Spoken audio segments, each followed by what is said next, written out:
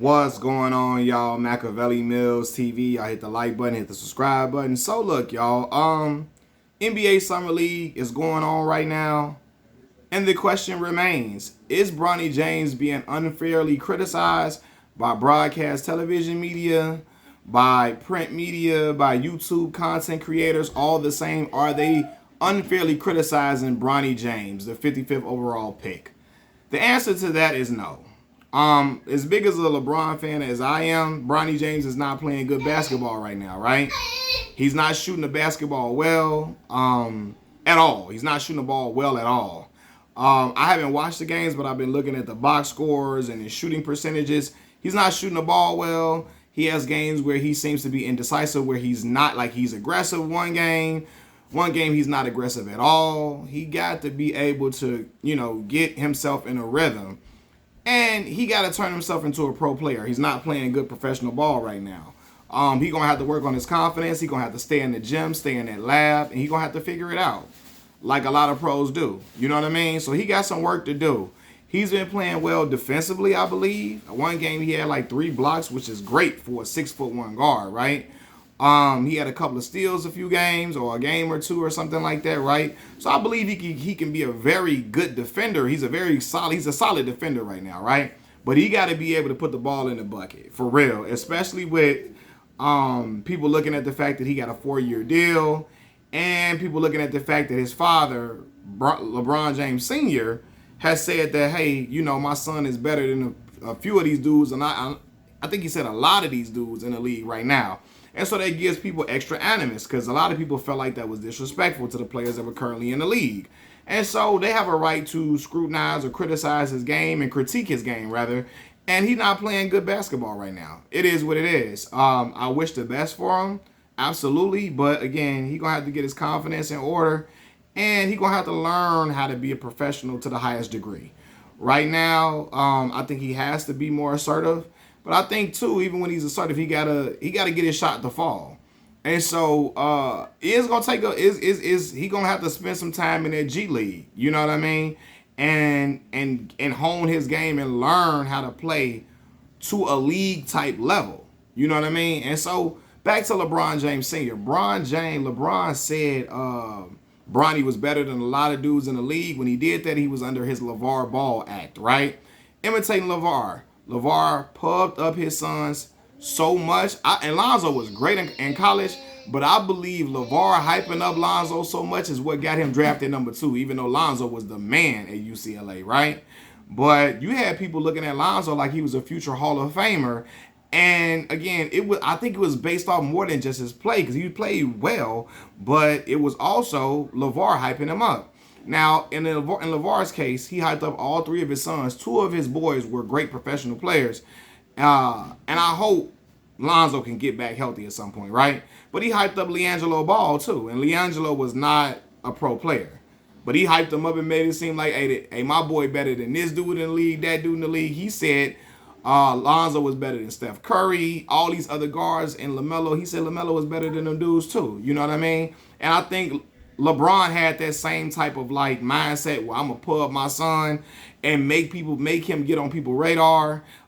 So when we draft him, it ain't no shock and no surprise. I'm gonna hype my son up. I'm gonna build him up, and I'm gonna hype him up, right? And I think Bron did that with that intention. Like, look, I'm gonna put my son on people's radar so we can go ahead and get him on the squad. And I think he was speaking like a proud father, right? But at the same time, it puts a microscope on his game. A microscope was already going to be on his game because he's LeBron James' son. And a lot of people don't really like LeBron. A lot of people don't, not really. A lot of people despise LeBron James. A lot of people hate LeBron James. And they couldn't wait to transfer their hate to his son. So you got some people that were just like, let me watch. They were going to do it, watch and critique very hard anyway, right? But when LeBron said that, it put an extra target on him for people to criticize, right? But I mean, they can critique and they can criticize on what they see. That's just how sports go. Now you got some other people who I believe couldn't wait to just get their rocks off, pause, like Scap Attack, Dreamers Pro, Jason Whitlock, You know, so a lot of these other channels that just don't like LeBron and they couldn't wait to trash him. I haven't seen what Ticket TV been saying, but Ticket was a long time LeBron hater. Carcino, a long time LeBron hater. So a lot of them, you know, they couldn't wait. They were salivating at the mouth to be like, let's clown Bronny, right? And so, you know, you're seeing that for sure. But at the end of the day, Bronny got to play better. Now, I will say this. While Bronny, again, he's not playing well as a 55th overall pick, a lot of these boys out here struggling in the Summer League basketball. Like, for real. Bruh, Rob Dillingham's first game in the Summer League, Rob played good the other day, though. He played very well. But the first game he played, he had 4 points and was 2 of 12 from the field, 0 for 5 from 3, right? Now, tonight, Alex Sarr, the second overall pick. Now, Rob Dillingham was the 8th overall pick.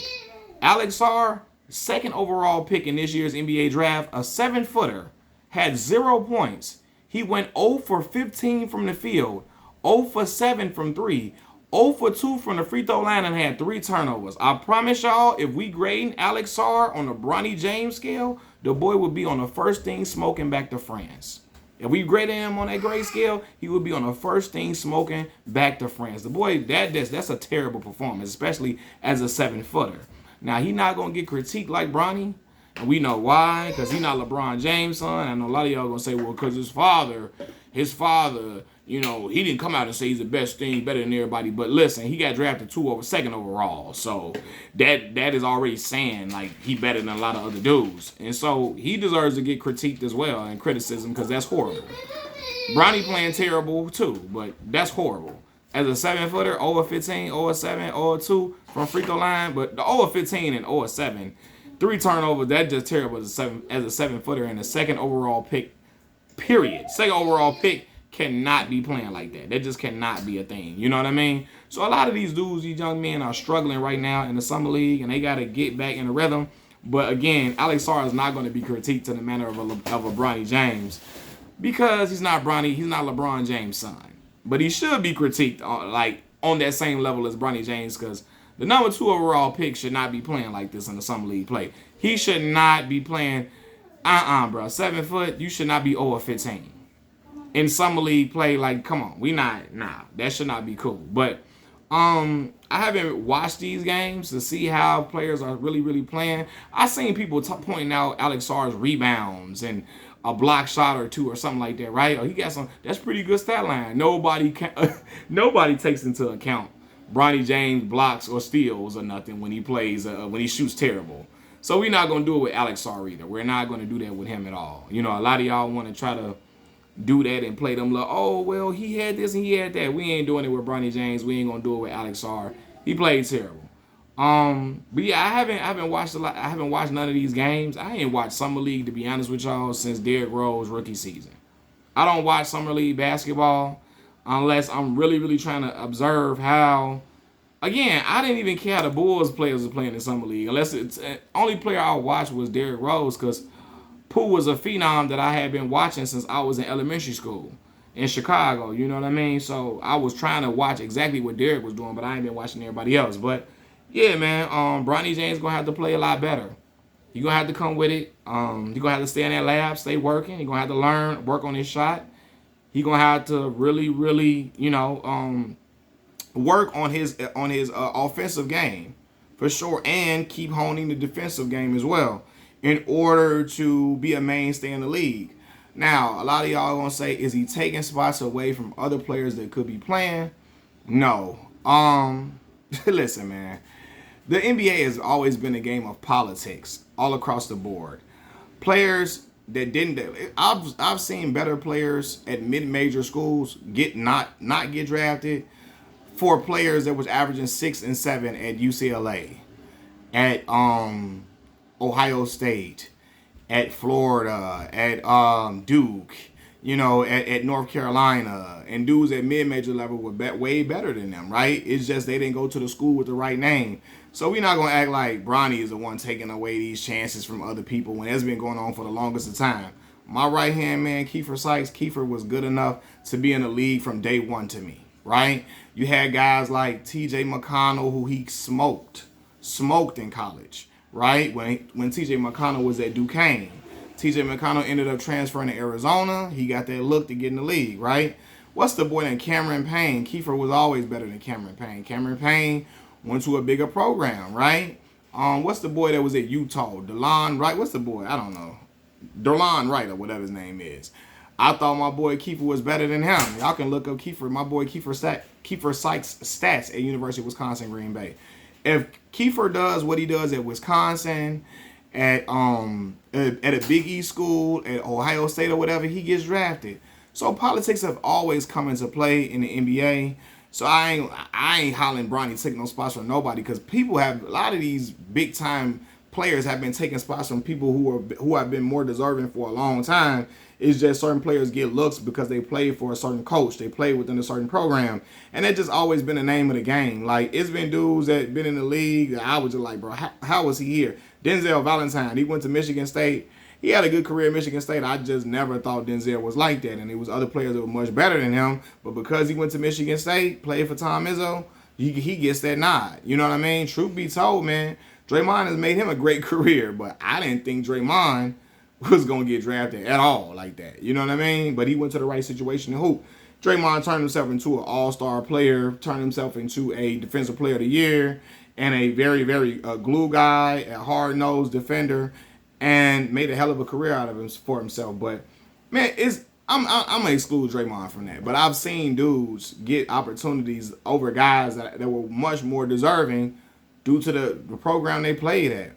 I seen Kobe Carl get a shot to play with the Lakers alongside Kobe Bean Bryant because his father is George Karl. I've seen Luke Walton have his career extended simply due to the fact that he was Bill Walton's son.